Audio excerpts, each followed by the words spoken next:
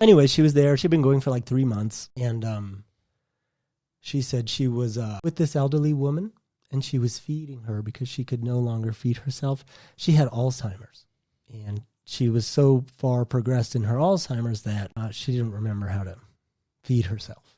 And she was basically spooning this gruel into her mouth. She knew that he was a good man in his heart. And this is that magic that can take place in this process, bro. How the fuck would she know that? How would she ever know? Only the universe will put those puzzle pieces together like that. Yes, so this is the alchemy. This is the transmutation. This is the taking the worst part of me into the light, and God's got a great plan for it. Yeah, that's so awesome. Even more than what you can see. I would never. Because she was just going to do this to make amends for her grandma. She could have never imagined that it would also heal a That's so amazing, bro. That was eating her up. That's incredible. And that's where the amends, like you said, righting our wrongs and creating a more positive future, is a deeply spiritual practice. And this is what we're talking about right now. It requires humility, compassion, and an open heart. And I want to talk about this open heart thing because we always think of addicts as being closed off. Like, yeah, because the addiction causes you that. The only emotion or feelings you have is when you're drinking, and then that's way off because it's just the hurt talking, opening up. So for an addict to open their heart, it seems so vulnerable. Yeah, absolutely. And like in this story here, that there's a vulnerability there. It's like, I'm going to go volunteer for old people. Yeah. Like, my grandma's already dead. So sorry, I can go to her grave. I'll write a letter and burn it, and then, whatever. But to do this action like that, to make amends,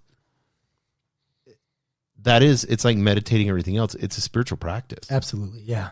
It's changed behavior. But it changed her heart. She opened her heart, and look what happened. It's a miracle, man. I'm not capable of creating that type of change inside of myself. Recovery, it's constantly asking me to do paradoxical shit. Like, that's not a normal thought that I would come up with.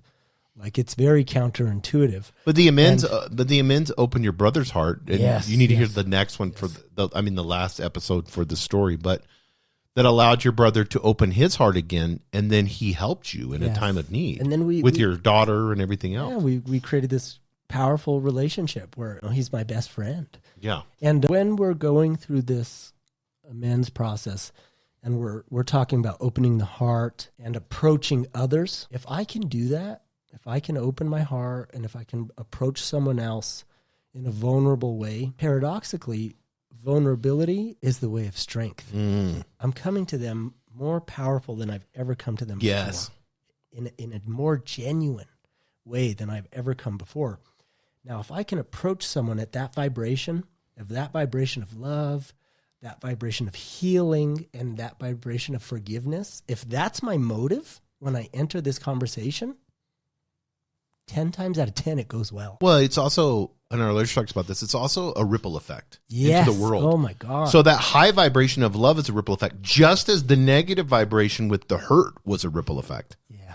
So now you're coming in, and that's the healing process. That's the alchemy. You're coming in and you're replacing that low vibration with the high vibration, and that high vibration, that heart-centered consciousness, and love heals. It not being Republican or Democrat, not being I'm from France or I'm from Belgium. None of those things matter.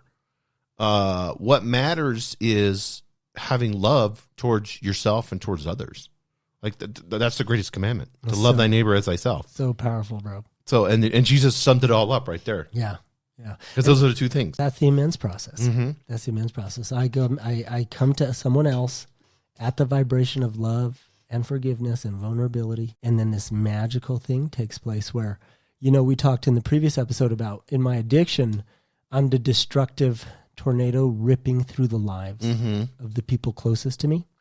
Well, to transmute it and approach those same people with this new vibration, I might be the catalyst for the change in my entire family. They're no longer terrified. They're no longer in fight or flight around me. So my normal environment, the people I frequent most, who are usually destroyed or affected by my addiction, they get a new lease on life too. They don't have to be in fight or flight. They don't have to be in cortisol. They don't have to be worried all the time. Me practicing this new vibration gives them the opportunity to bring their best self forward. They're not protecting themselves anymore around me. That's the amendment. That's the healing that's available for us in this process. It changes me and it changes them. And this is the cool part, like with your story of your friend that recovered with you. Because of the interconnectedness of all, like, I believe in, that we're all one. We not only heal those that we're working with, we're not only heal the relationship, we're not heal others, but we heal ourselves.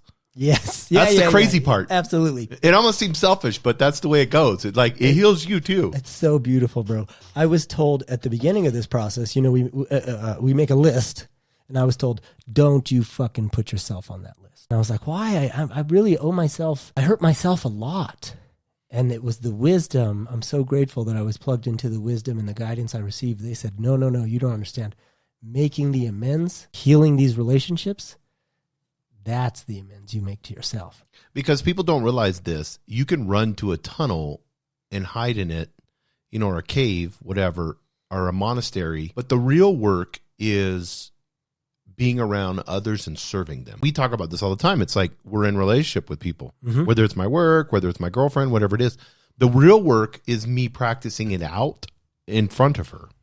Yes. It's me being loving and speaking to her higher self, not looking at her ego or how I'm judging her because she's doing something I perceive to be wrong in my limited understanding and knowledge. Yes. You see what I'm saying? So the work is, the healing is the service to others, not so much focusing on yourself. And Jesus said that over and over again. He's like, true religion is helping the orphans, the children, the people that can't take care of themselves. And what he was saying is it's not the going to church and giving money to the church. That's easy.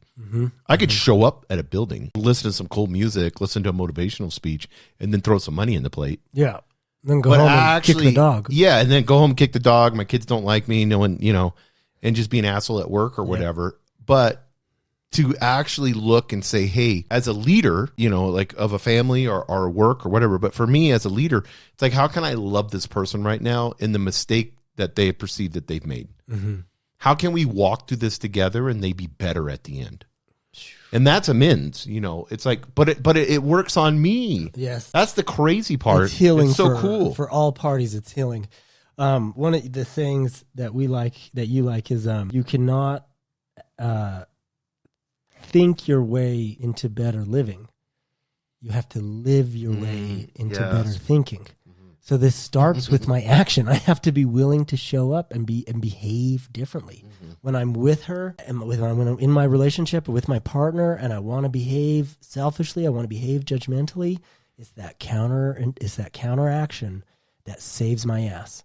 And I'm so grateful that we have each other, bro, that we have leaders, that we have guidance, people that we can turn to help bounce these ideas off of, because that helps keep me in check. It's like, that was selfish. You shouldn't have said that. 100%. Yeah, that was cruel. You shouldn't have said that. Yeah. And then I get a chance to go make it right. Well, and most people never have truly experienced real love. Sure. And it's, I need to show that to others, because if that's the most powerful thing I can show someone, then think about that. Like, that's the most powerful thing I can show somebody. The biggest gift that I can give to somebody is me loving them. So absolutely, that's my number one goal, because that's the only power I have that is ultimate.